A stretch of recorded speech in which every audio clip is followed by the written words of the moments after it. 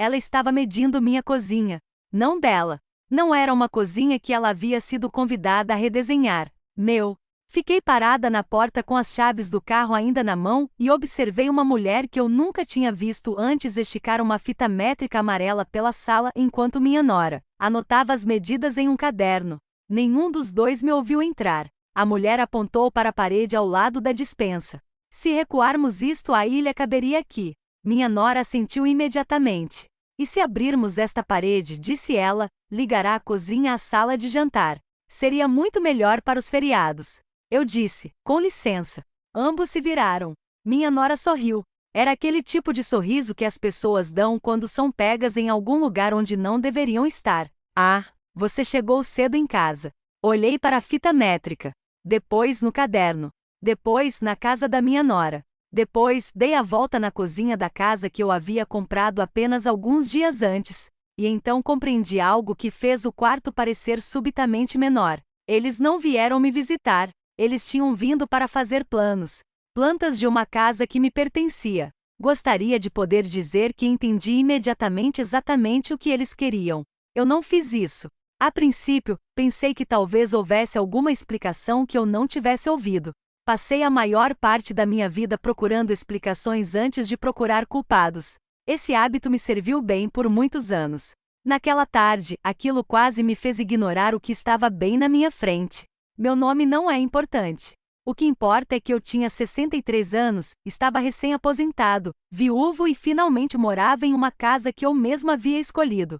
Passei 31 anos trabalhando como administrador de faturamento para uma rede hospitalar regional no centro de Ohio. 2 anos antes, eu havia me aposentado. Meu marido estava ausente havia 8 anos. Câncer de pâncreas. 14 semanas desde o diagnóstico até o fim. Estivemos casados durante 29 anos. Depois que ele morreu, continuei morando na casa que compartilhávamos porque não conseguia me imaginar saindo dela. Era uma casa colonial com 4 quartos, situada numa rua sem saída tranquila. Eu morava naquele bairro desde que meu filho estava na 2ª série. A casa era grande demais para uma pessoa só. Eu sabia disso. Mas o luto tem muito pouco a ver com medidas práticas. Durante vários anos construí minha vida ali. Entrei para um clube de leitura. Eu mantive o jardim. Encontrei-me com amigos para almoçar. Eu pintava aquarelas, embora nunca tivesse tido um cômodo adequado para isso. Meu filho e a esposa dele moravam a cerca de 40 minutos dali. Nos víamos em feriados, aniversários e em alguns domingos. Eu não estava infeliz. Isso importa. Eu não era uma velha solitária à espera que alguém me resgatasse. Eu havia construído uma vida depois de perder meu marido. Era uma vida mais tranquila do que eu esperava ter, mas era meu. A decisão de mudar surgiu por razões práticas. Meus joelhos começaram a me incomodar nas escadas. O quintal havia se tornado mais trabalho do que prazer, e o bairro havia mudado ao longo dos anos. Nada mal. O suficiente para que eu não me sentisse mais conectado a isso da mesma forma que antes. Conversei com um consultor financeiro em quem confiava. Ela analisou minhas contas e me disse algo simples. Se eu vendesse a casa colonial, poderia comprar uma casa menor à vista e ainda teria dinheiro suficiente para viver confortavelmente. Pensei nisso durante vários meses. E tomei uma decisão. Eu me mudaria. Eu não contei para o meu filho. Isso soa estranho até você entender o que vinha acontecendo há anos. Meu filho sempre soube que se estivesse em apuros, poderia vir falar comigo. E ele fez. Havia um carro que precisava de uma transmissão cara. Um conserto no telhado que não podia esperar. Dívidas de cartão de crédito após ele e sua esposa terem sofrido cortes salariais. Eu ajudei em tudo isso. Silenciosamente. Sem marcar pontos. Minha mãe me ajudou quando eu era jovem, e eu sempre acreditei que era isso que a família fazia. Você ajudou quando pôde. Você não transformou cada ato de amor em um exercício contábil. Mas, ao longo dos anos, algo mudou. Minha nora começou a fazer perguntas sobre o que eu possuía. Nunca de uma forma que soasse abertamente gananciosa. Isso teria sido mais fácil. Em vez disso, as perguntas eram informais. Quantos quartos tinha a casa colonial? Eu planejava ficar lá para sempre? O que eu imaginava que faria com tudo se me mudasse para um lugar menor? Respondi honestamente. Na época, não dei muita importância a isso. Olhando para trás, percebo que aquelas perguntas estavam ajudando a formar uma imagem uma foto da minha casa, meu dinheiro, meu futuro. E talvez em suas mentes também o seu futuro. Na primavera passada, encontrei a casa que queria. Era um pequeno rancho numa rua arborizada a cerca de 30 quilômetros do meu antigo bairro. Um andar, sem escadas. 2 quartos. Planejei transformar o segundo quarto em um estúdio de pintura. Havia um pequeno quintal que não ocuparia meus fins de semana. Havia uma varanda coberta voltada para o leste, e pela manhã a luz atravessava as árvores exatamente da maneira que eu havia imaginado. Atravessei a casa 2 vezes. Então eu fiz uma oferta. Contei para o meu clube do livro. Contei para minha vizinha Rie. Eu contei ao meu consultor financeiro. Eu não contei para o meu filho. Não porque eu tivesse vergonha. Não porque eu quisesse magoá-lo. Eu simplesmente queria finalizar uma decisão importante na minha vida antes que todos tivessem a oportunidade de transformá-la em uma discussão familiar. Primeiro eu queria ter a escritura em minhas mãos. Primeiro eu queria as chaves. Eu queria estar dentro da minha própria casa e saber que, pela primeira vez, a decisão pertencia inteiramente a mim. Fechei o negócio numa quinta-feira. Peguei as chaves. Fui dirigindo sozinho. A casa estava vazia. Não havia caixas. Sem mobília. Não há quadros nas paredes. Apenas tinta fresca e aquele silêncio peculiar que uma casa vazia tem antes de alguém começar a morar nela. Fiquei parado na sala de estar por um longo tempo. Então eu chorei. Não porque eu estivesse triste. Foram lágrimas boas. Aquele tipo de sensação que surge quando algo que você carrega há muito tempo finalmente fica mais leve. Planejava contar ao meu filho naquele fim de semana. Nunca tive essa oportunidade. Ainda não sei exatamente como ele descobriu. Tenho minhas suspeitas. Minha vizinha Rie foi a primeira pessoa a quem contei, e a Rie tem muitas qualidades maravilhosas. Guardar segredos nunca foi uma delas. Ela provavelmente comentou sobre minha mudança com alguém. Essa pessoa provavelmente comentou isso com outra pessoa. Meu filho ainda tinha amigos de infância na antiga vizinhança. Um de seus amigos mais próximos morava a apenas alguns quarteirões da minha antiga casa. A informação se espalha rapidamente quando todos se conhecem. Seja como for, meu filho soube antes que eu lhe contasse. E o que ele fez com essa informação é a parte em que ainda penso. Poucos dias depois de receber as chaves, voltei para casa numa tarde de terça-feira. Eu tinha voltado à casa colonial para uma última vistoria antes que os novos proprietários tomassem posse. Eu estava cansado. Existe um cansaço estranho que surge ao encerrar um capítulo da vida. Parte do luto. Alívio parcial. Entrei na minha nova rua e imediatamente notei um carro estacionado em frente à minha casa. Eu reconheci. O carro da minha nora. Entrei na minha garagem e fiquei sentado ali por um instante. Eu não me mexi. Eu estava tentando entender por que o carro dela estava em frente à minha casa se eu não havia convidado ninguém. Então eu saí. A porta da frente estava destrancada. Eles haviam usado a chave reserva. 2 anos antes, eu havia comentado casualmente com meu filho que guardava uma chave reserva em uma pequena caixa magnética embaixo da escada dos fundos, para o caso de uma emergência. Eu jamais imaginei que uma emergência seria alguém decidindo inspecionar minha casa sem me avisar. Abri a porta.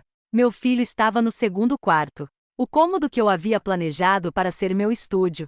Ele estava olhando pela janela com as mãos nos bolsos. Minha nora estava na cozinha, e a mulher com a fita métrica estava ao lado dela. Meu filho se virou. Mãe, ele disse isso como se fosse uma visita familiar comum. Como se eu fosse quem tivesse chegado de surpresa.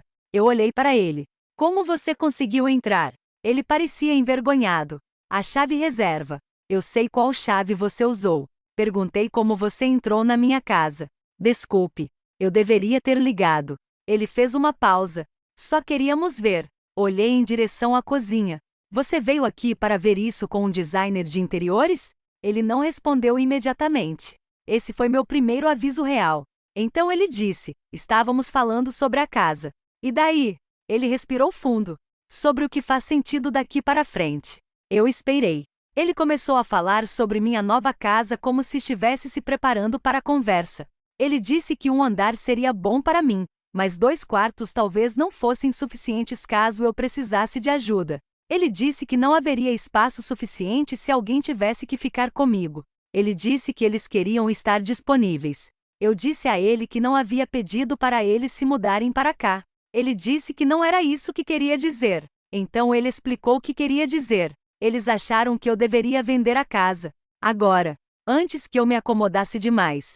Então ele disse eu poderia usar o dinheiro da casa nova e o que sobrasse da casa antiga para comprar algo maior, algo que toda a família poderia usar. Repeti as palavras. Toda a família? Ele disse que haviam encontrado uma área que faria sentido. Ficava a apenas 7 minutos de onde ele e sua esposa moravam. Em seguida, ele mencionou o distrito escolar. Era melhor do que a área onde seus filhos estavam matriculados atualmente. Eu olhei para ele. Ele sabia exatamente o que estava dizendo. Eles tiveram 2 filhos. Meus netos.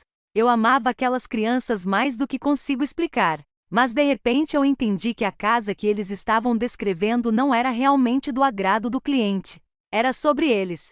Eles queriam uma casa maior. Eles queriam morar em um distrito escolar melhor. Eles não teriam condições de comprá-lo facilmente por conta própria. E eu tinha acabado de vender uma casa e comprado outra à vista. Meu filho aparentemente fez as contas. Eu disse: você quer que eu venda uma casa que comprei há poucos dias e use meu dinheiro para ajudar a comprar uma casa maior perto de você? Ele disse: não seria assim. Então, como seria? Ele tinha uma resposta pronta. Haveria uma suíte privativa para mim. Um quarto. Uma sala de estar. Talvez um banheiro pequeno. Meu próprio espaço. A cozinha e a sala de estar seriam compartilhadas. Mas ele me garantiu que a casa seria minha. Meu nome estaria na escritura. Eu olhei para ele. Sua ideia é que eu venda a casa que escolhi para poder comprar outra que seja mais adequada para sua família. Ele não respondeu. Perguntei: quando você começou a planejar isso? Ainda nada. Minha nora entrou pela porta. Ela guardou o caderno. A mulher com a fita métrica tinha ido embora. Minha nora parecia preocupada. Muito preocupado. Só queremos o melhor para todos, disse ela. Eu já tinha ouvido essa frase antes. Muitas vezes. É uma frase notavelmente conveniente. Isso pode fazer com que uma exigência soe como gentileza.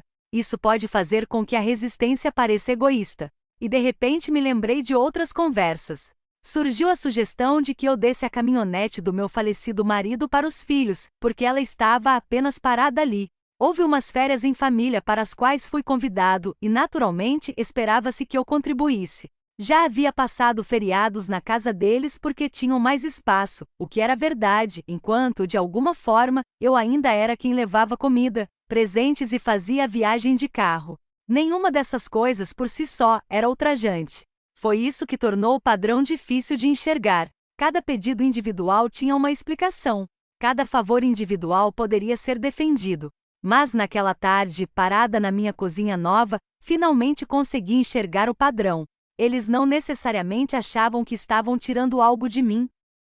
Eles simplesmente haviam se acostumado com a ideia de que o que eu tinha estava disponível. E eu ajudei a criar essa expectativa. Eu tinha dito sim muitas vezes. Olhei para o meu filho. Depois, na casa da minha nora. Então, na porta vazia, onde o estranho com a fita métrica havia desaparecido. Quero que vocês 2 vão embora. Meu filho pareceu genuinamente surpreso. Mãe, nós dirigimos até aqui. Eu não te convidei para vir. Ele começou a explicar novamente. Balancei a cabeça negativamente. Por favor, retire-se. Minha nora disse que eles estavam apenas tentando conversar. Ela disse que não esperava essa reação. Ela perguntou por que eu estava sendo tão difícil. Eu não discuti. Abri a porta da frente. Por fim, eles saíram. Eu tranquei a porta atrás deles. Então me sentei no chão da minha sala de estar vazia. Ainda não havia um único móvel no quarto. Então encostei as costas na parede e fiquei olhando para o teto. Não me senti vitorioso. Senti-me abalado. Meu filho ligou naquela noite. Deixei cair na caixa postal. Ele ligou novamente na manhã seguinte. Eu também deixei essa ligação passar. A mensagem dele foi exatamente o que eu esperava. Ele pediu desculpas por ter vindo sem avisar. Mas ele também explicou que suas intenções eram boas. Ele disse que eles estavam preocupados comigo. Ele disse que eles queriam ajudar. Então ele mencionou algo que me fez ficar completamente imóvel. Ele já havia falado com a sogra. Ela era corretora de imóveis. Ela já havia analisado imóveis semelhantes na vizinhança que ele queria que eu considerasse. Eles tinham números. Eles tinham preços. Eles tinham planos. Antes mesmo de me terem dito que havia um plano. Olhei em volta da minha sala de estar vazia. Pensei no caderno, a fita métrica, a chave reserva, e a mulher que estava medindo minha cozinha antes mesmo de eu ter a cortesia de ser consultada. Foi aí que parei de tentar justificar a situação. Liguei para meu advogado. Eu não sou uma pessoa que gosta de conflitos. Durante a maior parte da minha vida adulta, eu fui a pessoa que apaziguava as coisas. Encontrei soluções de compromisso. Dei às pessoas o benefício da dúvida. Eu dizia para mim mesma que família era complicada. Eu disse a mim mesmo que algumas coisas não valiam a pena discutir. Mas naquela tarde, sentada em minha casa vazia, percebi algo. Manter a paz não é o mesmo que ter paz. Meu advogado ouviu. Ela me aconselhou a trocar as fechaduras imediatamente. Ela explicou que o fato de meu filho possuir uma chave reserva não lhe dava permissão ilimitada para entrar em minha casa quando quisesse. Ela me disse quais medidas eu poderia tomar caso eles tentassem entrar novamente ou se a situação se agravasse. E o mais importante, ela me lembrou que a casa e o dinheiro a ela associado eram de minha responsabilidade. Anotei isso, não porque eu precisasse de um argumento jurídico, porque eu precisava ouvir isso. Troquei as fechaduras naquela tarde.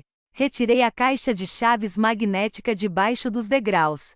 E então fiz algo que me pareceu muito mais difícil do que trocar uma fechadura. Parei de me explicar. Meu filho enviou mensagens. No início, eles eram gentis. Depois, elas se tornaram mais pontiagudas. Ele queria saber por que eu os estava excluindo.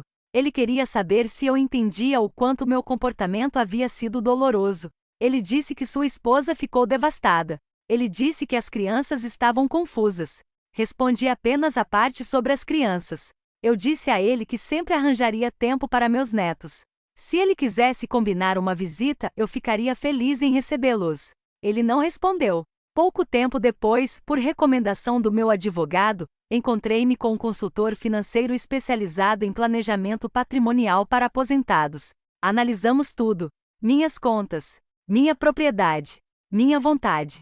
As decisões que eu vinha adiando porque sempre presumia que haveria mais tempo. Ao final daquela reunião, eu sabia exatamente o que queria proteger e por quê. Atualizei meus documentos patrimoniais. Com a ajuda de profissionais, criei um fideicomisso revogável em vida para que meus desejos ficassem claramente documentados e meus bens permanecessem sob meu controle durante minha vida.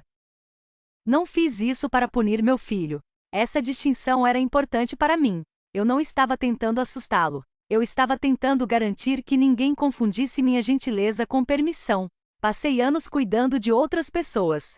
Chegou a hora de eu também assumir a responsabilidade por mim. As semanas que se seguiram foram estranhas. Não é exatamente doloroso. É mais como aquela sensação que você tem quando prende a respiração por tanto tempo que esquece como é respirar normalmente. Houve alívio. Havia tristeza. Havia raiva. Havia também algo que eu não esperava. Liberdade. Eu me mudei para casa de forma definitiva. Coloquei meu cavalete no segundo quarto. Coloquei a fotografia do meu marido no corredor. Plantei zinnias ao lado da casa. Tentei cultivar um tomateiro, embora já fosse tarde demais. Coloquei ervas em vasos na varanda. Uma das minhas vizinhas se apresentou. Ela tinha mais de 70 anos, era viúva e possuía um cachorro com o nome de um ex-presidente. Não vou dizer qual. A explicação dela me fez rir. Começamos a tomar café em sábados alternados. Ela conhecia todo mundo na rua. Ela tinha uma opinião sobre quase todo mundo. E percebi que sentia falta de uma companhia descomplicada. Não eram pessoas que queriam alguma coisa. Não eram pessoas que precisavam de alguma coisa. Apenas companhia. Então, no outono, meu filho ligou. Ele perguntou se podia vir sozinho. Ele ligou primeiro. Agradeço isso. Eu disse a ele que ele podia vir. Nós nos sentamos na varanda dos fundos. Eu fiz café. Por um tempo, nenhum de nós sabia o que dizer. Existem conversas em que o silêncio é desconfortável. Este não era um deles. Foi feito com cuidado. Nós dois entendíamos que algo havia mudado, mas nenhum de nós sabia exatamente como seria a nova versão do nosso relacionamento. Por fim, ele pediu desculpas. Não perfeitamente. Ainda havia alguma explicação misturada nisso. Ele ainda acreditava que sua preocupação comigo era genuína. E eu acreditei nele. Essa foi a parte difícil. Eu acreditava que ele estava preocupado comigo. Eu também acreditava que a preocupação dele havia ultrapassado os limites. Ambas as coisas podem ser verdade. Ele disse que lamentava ter entrado sem permissão. Ele disse que entendia porque eu estava com raiva. Eu disse a ele que aceitava o pedido de desculpas. Então eu lhe disse outra coisa. Eu não estava vendendo minha casa. Minhas finanças não eram um projeto familiar. Minha casa não foi uma decisão tomada por um comitê. Se ele quisesse fazer uma visita, poderia ligar. Eu ficaria feliz em vê-lo. Eu ficaria feliz em ver as crianças. Mas a casa era minha. Ele perguntou sobre sua esposa. Eu disse a ele que aquele relacionamento teria que ser reconstruído lentamente, se é que seria possível reconstruí-lo. Eu não ia fingir que nada tinha acontecido só para deixar todo mundo mais à vontade. Ele ficou por cerca de 1 hora. Então ele foi embora. Eu o observei caminhar pela trilha. Eu não sabia o que ele diria quando chegasse em casa. Eu não tinha como saber. E eu aprendi a parar de tentar controlar coisas que eu não podia saber. Em vez disso, fiquei parada na porta dos fundos olhando para o meu quintal. As zinhas tinham crescido altas e desordenadas. De alguma forma, o pé de tomate havia produzido tomates. A luz de outubro estava baixa e dourada sobre a grama. E pensei no meu marido. Pensei nos anos em que éramos jovens e não tínhamos muita coisa. Nós tínhamos trabalhado. Tínhamos economizado. Tínhamos construído uma vida juntos. Naquela época eu acreditava que família significava lealdade. Eu ainda acredito nisso. Mas agora entendo algo de forma diferente. Fidelidade não é o mesmo que acesso ilimitado. Amar não é o mesmo que se render. E ajudar alguém não significa dar-lhe um direito permanente sobre o que você possui. Meu filho não é uma pessoa terrível. É isso que torna essa história mais difícil. Ele é uma pessoa que se acostumou com a minha ajuda. Ele aprendeu que se houvesse um problema eu poderia resolvê-lo. Ele se casou com alguém que se sentia à vontade para pedir coisas e explicar por que essas coisas faziam sentido. E por um tempo, permiti que esse padrão continuasse porque dizer não parecia mais difícil do que dizer sim. Até que uma tarde cheguei em casa e encontrei um estranho medindo minha cozinha. Foi nesse momento que finalmente entendi a diferença entre ser generoso e estar disponível. Eu poderia ter continuado com raiva. Em alguns dias ainda sou assim. Mas também tenho uma casa que adoro. Tenho um estúdio cheio de pinturas inacabadas. A luz da manhã entra pela janela. Tomo café com um vizinho em sábados alternados. Tenho netos que amo. E tenho uma vida tranquila que escolhi em vez de uma que simplesmente aceitei. Isso não é pouca coisa. É bastante coisa. Talvez essa seja a parte que eu entendo melhor agora. Há pessoas que passam anos acreditando que cuidar de todos os outros é a prova mais clara de amor. Eu era um deles. Eu pensava que amar significava ajudar. Então, ajudar passou a ser algo esperado. O esperado tornou-se presumido. E o que era assumido aos poucos se tornou reivindicado. Não me arrependo de ter ajudado meu filho quando ele precisou de mim. Não me arrependo de ter pago pela transmissão. Não me arrependo de ter ajudado com o telhado. Não me arrependo de ter ajudado quando eles estavam passando por dificuldades. O que lamento é ter, por vezes, confundido ser necessário com ser amado. Não são a mesma coisa. Você pode amar seus filhos e ainda assim estabelecer limites. Você pode ajudar sua família e ainda proteger seu dinheiro. Você pode ser generoso sem disponibilizar todo o seu futuro para os outros. E você pode dizer não sem ser cruel. No dia em que pedi ao meu filho e à minha nora que saíssem da minha casa, não ganhei nada. Não havia prêmio. Nenhuma vitória dramática. Não houve um momento em que a música começou a tocar e tudo, de repente, pareceu perfeito. Houve consequências. Algumas coisas foram ditas. Algumas coisas ficaram por dizer. Algumas relações mudaram. Talvez alguns deles nunca mais voltem a ser o que eram. Mas outra coisa também mudou. Deixei de esperar por permissão para viver minha própria vida. A casa é minha. A escritura é minha. A chave é minha.